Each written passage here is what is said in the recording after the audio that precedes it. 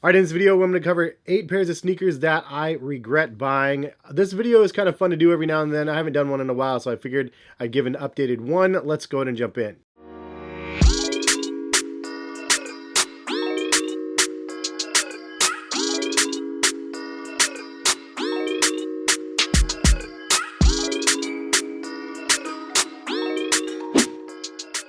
What's going on, guys? Hess here. If you guys are new to my channel and you guys enjoy the sneaker content, please consider subscribing. If you guys haven't used my website, Collective Kicks, I post a bunch of sneaker deals over there on a weekly basis, so go check that out. And without waiting any further, let's go ahead and jump right in. Number 8. All right, number 8 spot, we're starting off with the Adidas Allbirds collaboration, and this one is known as the Futurecraft Footprint. Now, I did get a size 9.5, which is my true to size, and it just didn't fit right, and that's probably the only reason why I really regret buying it. I like the idea and concept of them making like an earth-conscious sneaker. Adidas has been doing a great job on that, and same as Allbirds, so them coming together for a partnership was just awesome to see and hear, but unfortunately, this pair is just too narrow for me. It's just way too narrow in the back section. The upper is a bit flimsy as well. And also, unfortunately, this colorway gets super dirty as well since it is obviously just 100% white. But the main reason why I'm including this on the countdown is because it is just too narrow for my feet to wear. So I'm just going to have to re-gift this to somebody else. Moving on to the number 7 spot, we have these guys. This is the Sacai Blazers. And I have the blue pair and I have this pair. And honestly, I just regret buying one of them. Obviously, there's not like a crazy resale or anything like that on these, but I try to buy the regular base pair of the Sacai Blazers, and I thought this COS collab could save it a little bit, and it does. It's a little bit better, but to be honest, I don't need 2 pairs. I'd rather have the blue pair than this colorway. I have a couple t-shirts that kind of match the shoes, so that's kind of fun, but at the end of the day, the leather quality is very subpar. It's a really heavy pair of sneakers and just not one that I feel very confident pulling off. Some of you guys could probably pull these off, and they look fantastic.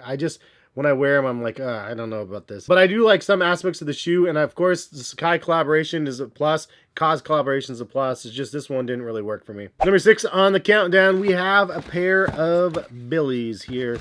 And we have the AJKO 1 Billie Eilish collaboration. Honestly, fan of Billie, like what she's doing. Fan of Air Jordan 1s. But this pair I hit at retail, and I was like, you know what, I'll check it out.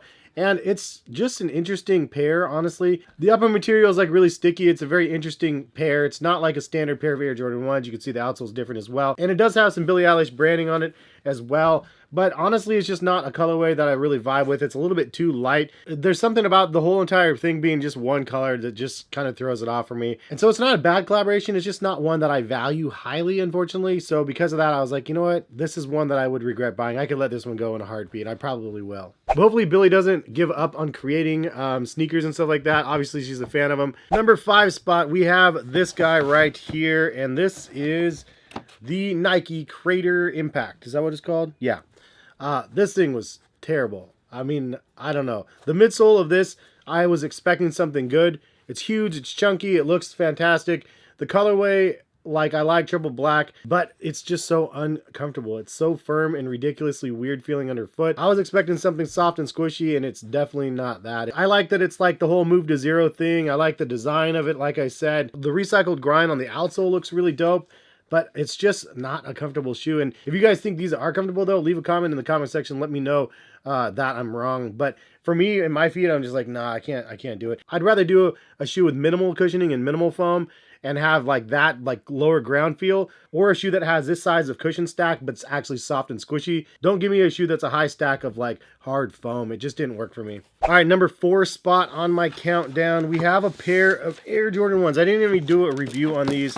To be honest, it was just not a colorway that I ended up liking when I got them in hand. And this is one of those shoes that I hit on sneakers, and I was like, cool, you know, I'll check them out in person, see if they're any good, if it's something that like I like. And sometimes you can see pictures and you're like, yeah, it looks okay. Then you get them in hand and you're like, University Gold and Light Bordeaux, like it just didn't work for me. I get it's the Brotherhood Air Jordan 1s. But I got them and I was like, I can't really even do a review on these. I could have returned these, and honestly, maybe I should have just done that. One saving grace though is I could see a potential customization on here, but it would just be hard to do because of the purple and the gold on the tongue and also on the Jumpman. I'm like, man, it could have been a great base. I could have painted the purple stuff like black and it would have looked kind of dope, but it just wasn't really working for me, and for that reason, number 4 spot. All right, number 3 spot on my countdown of sneakers that I regret buying. This one was a big one, man. This one cost, I think, this one was like $5.60 shipped. This one pains me every single time I look at it still.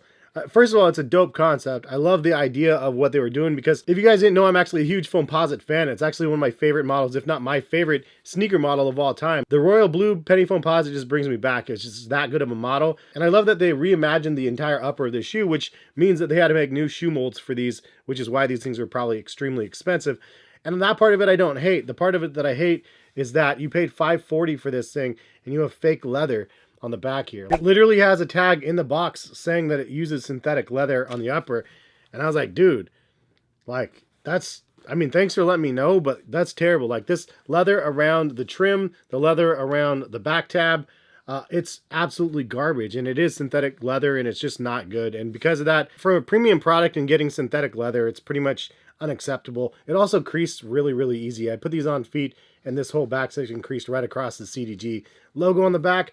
Love the concept, love the shoe. The two colorways are white or black. I got the white pair, you know, it's just not the one for me. And I kind of wish that I would have passed on these instead of paying the $560.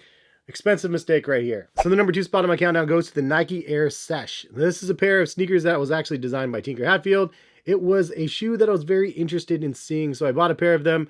The first round, they actually sold out, and then, actually, I don't even know if they're available on Nike's site right now, but this is a shoe made specifically for dancers, and I was like, kind of cool, like street dancers and stuff. Like, I thought it would be kind of a cool concept, and I wanted to see how they looked in hand. The overall shoe looked actually pretty good, but I'm like, I'm an old dude and dancing shoes really isn't my thing. I should have got a pair for my kid if I did anything, or I should have just kept it for my kid when he got to my shoe size, because it's just not something I see myself wearing. And I was just fearful of getting caught in the streets wearing my Nike Air Sesh, and then people would be like, throw down, and I'm like, no.